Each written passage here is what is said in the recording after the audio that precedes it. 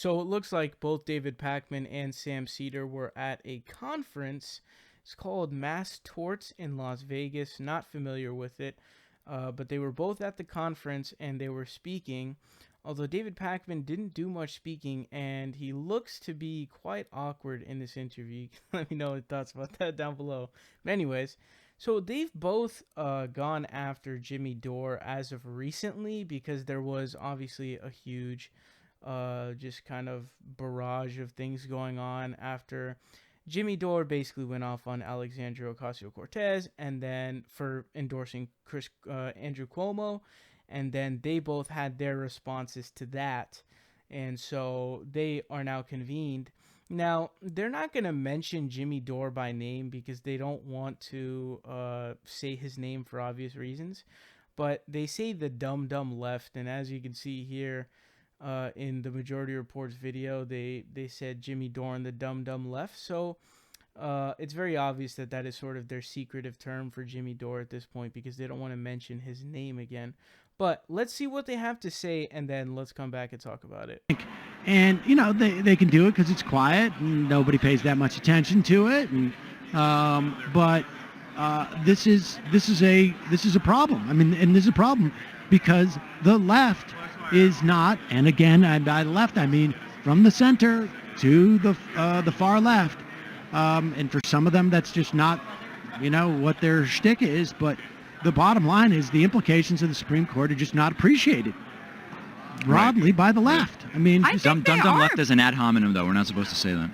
I enjoyed saying that. All right, wait, what did Jamie what?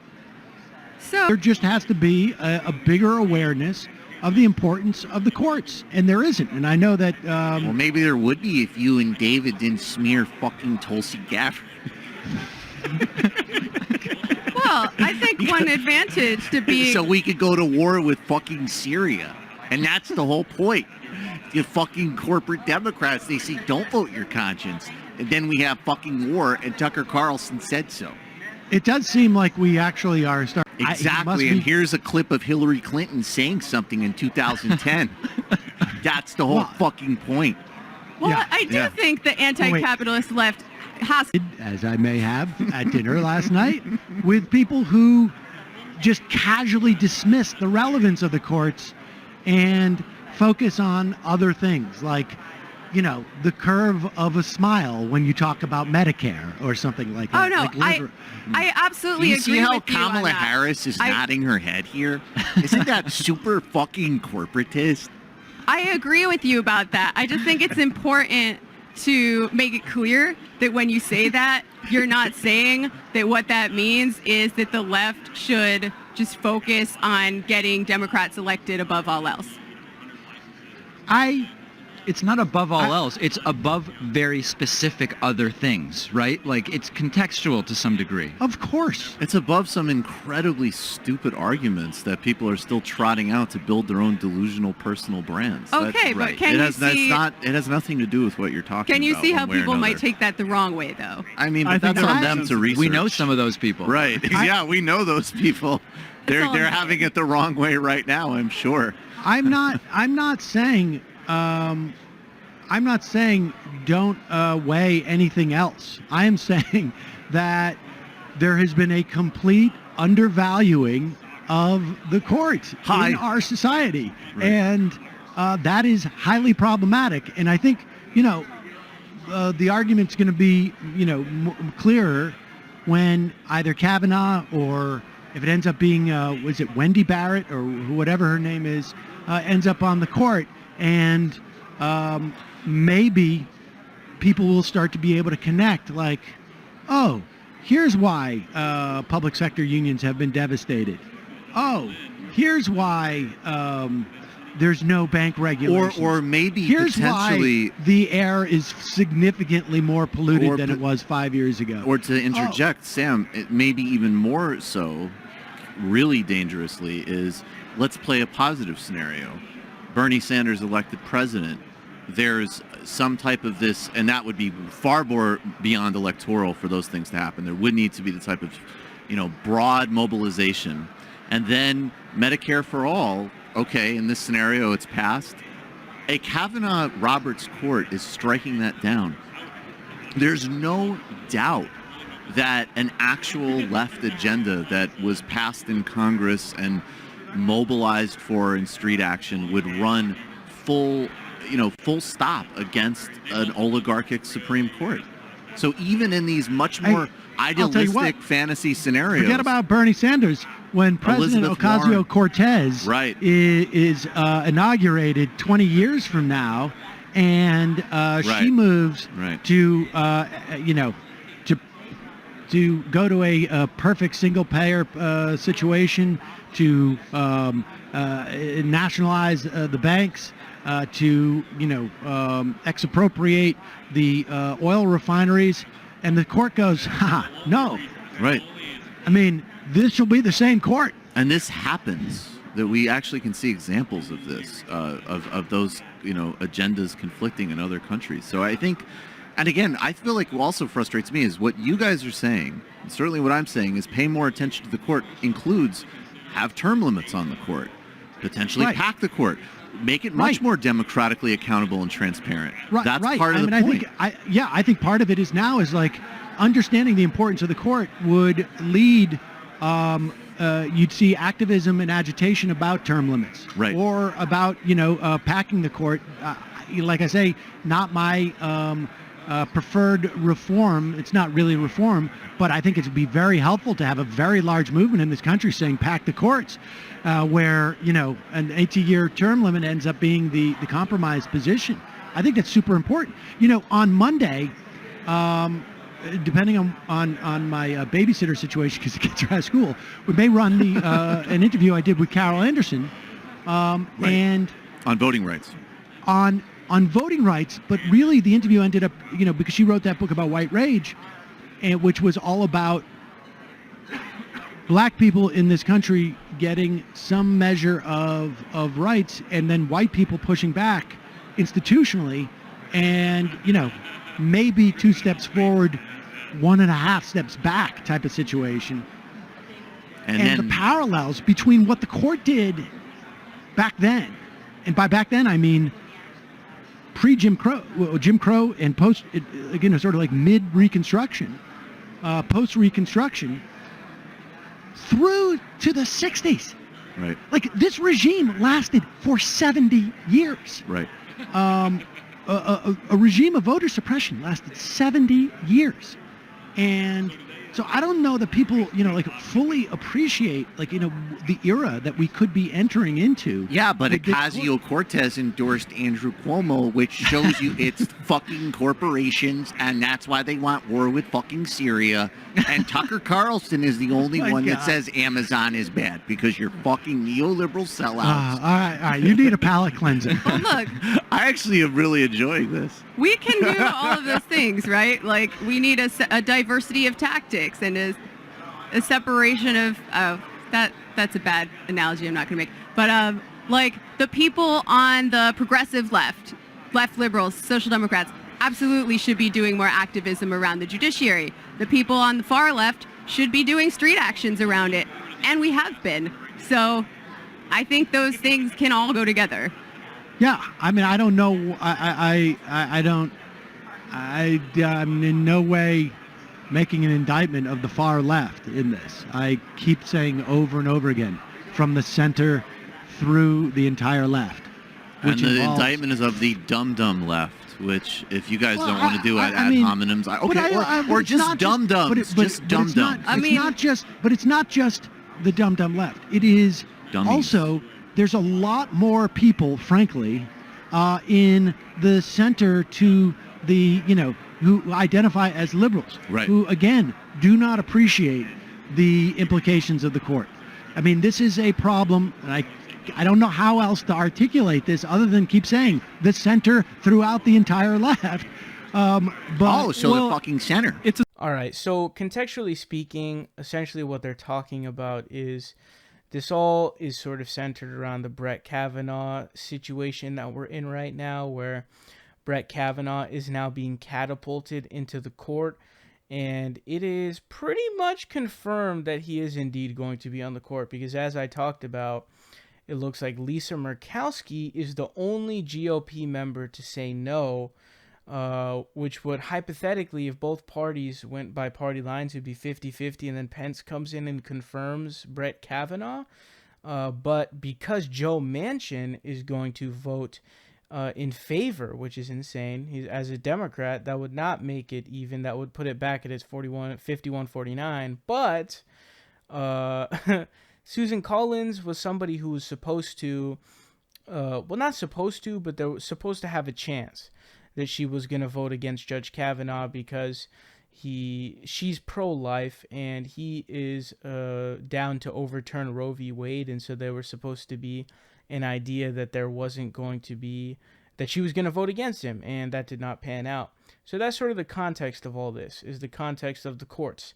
Now, Jimmy Dore and Sam Seder's beef goes back prior to the 2016, well, during the 2016 election, I should say. And it was sort of a philosophical debate as to whether or not it was a better idea to have Hillary Clinton as the presidency. And basically, Sam Seder's argument was there is no equivalency, that there would be less damage done because there wouldn't be attempts made like repealing Obamacare and like all the like ending the Paris Climate Agreement, the Iran deal, all kinds of stuff like that, right? Insane amounts of stuff. That wouldn't happen. She's also better on social issues, and on top of that, there were a lot of Supreme Court vacancies that were coming up, and so that was a contentious issue because if you know anything about politics, you know the Supreme Court, it has insane amounts of power because, I mean, the only check you really have on the Supreme Court is to really nothing. I mean, there really is no check on the Supreme Court. I mean, once you appoint someone there, they make a ruling, and that is what it is. And that's the game that we're playing in. And I don't think it's necessarily wrong. I'm okay with that type of game. But anyways, that was something that was a very contentious issue. And so this goes back a long time, obviously. Now, I'm a bit nuanced on this. So first of all, I want to say that I totally get where they're coming from, and I stand by my statement that the best thing to do would have absolutely been to strategic voting. Strategic voting 100% would have been, if you're in a swing state, like, you should hold your nose and basically, you know, vote for Hillary Clinton because there's just too much riding on this. And the scary thing now is we could be headed for another Lochner era. If you don't know what the Lochner era is, it ended basically around FDR's time, like towards the latter end of FDR's presidency. But basically what the Lochner era was doing was, it was a horrendous Supreme Court. It was a Supreme Court that was shutting down like really boneheadedly obvious things like work week hour restrictions, child labor laws. It restricted government power to crack down on monopolies. It did a lot of horrendous things, and their defense essentially was that they have the right to contract and the government can't do anything. It doesn't have any right to insert itself into that contract. We could be headed for another one of those because we're talking about like a super majority on the Supreme Court. Because right now, now we're inserting someone in place of Kennedy who's going to be staunchly, insanely conservative, who also is not an ethical person and does not have the temperament to be on the Supreme Court. So I definitely think that there's no way. I really, really believe that if you're somebody who's going to argue that Bernie or bust was a good idea, or that not having Hillary Clinton in the presidency is better because the left is going to be united, which it didn't end up happening, I 100% think you're wrong, because I think that if you say that, you don't know anything about the Supreme Court. If you think that we're going to get Medicare for all and then it's not going to get challenged to the Supreme Court just like Obamacare did, you're insane. And if you think that Medicare for all isn't going to get shut down by that Supreme Court, you're also insane.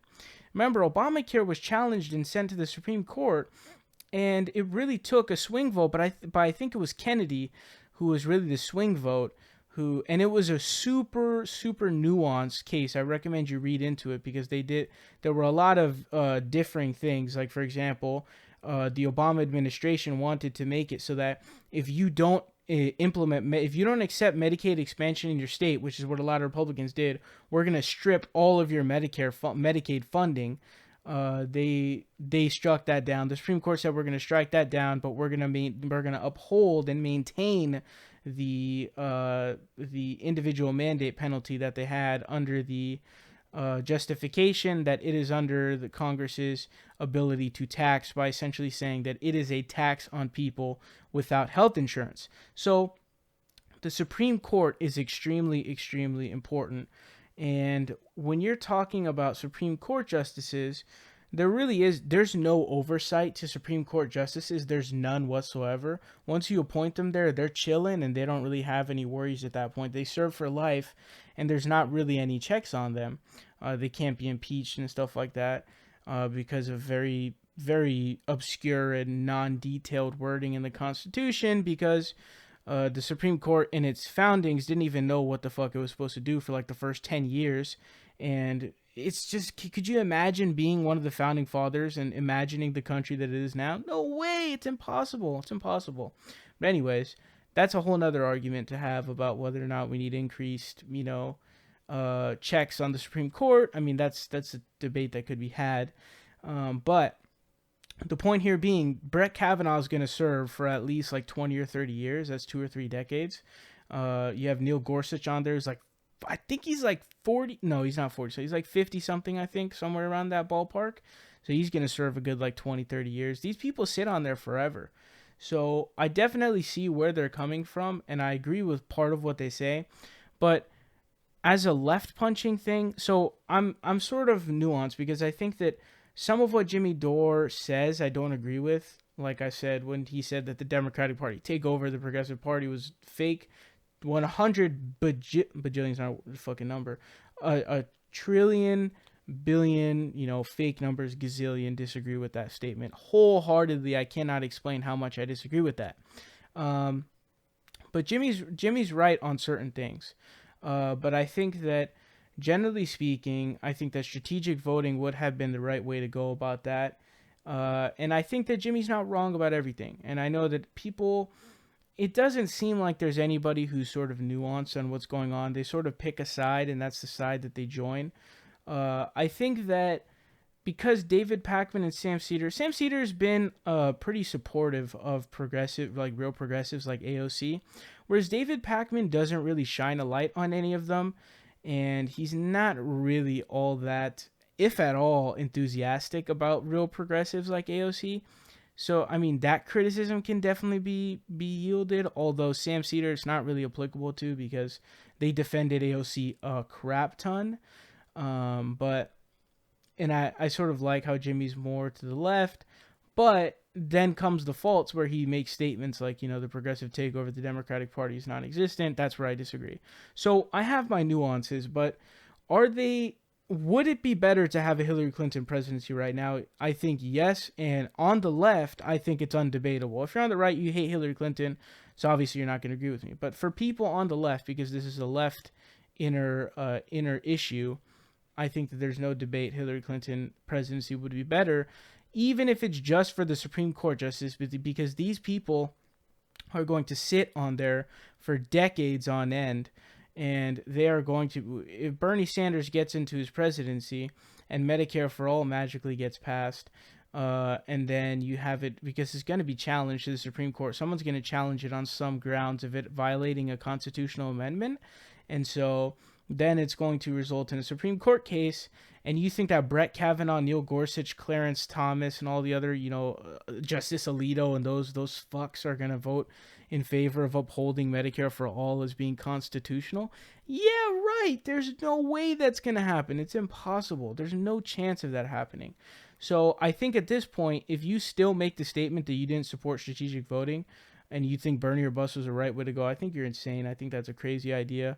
But I'm sort of in the middle on what they sort of believe in. And I think that Jimmy's sometimes right, and I think that, people like Sam and David are sometimes right too. And I'm sort of in the middle on that. But let me know your thoughts in the comment section. I'm sure this is going to be heavily contested and very heavily argued.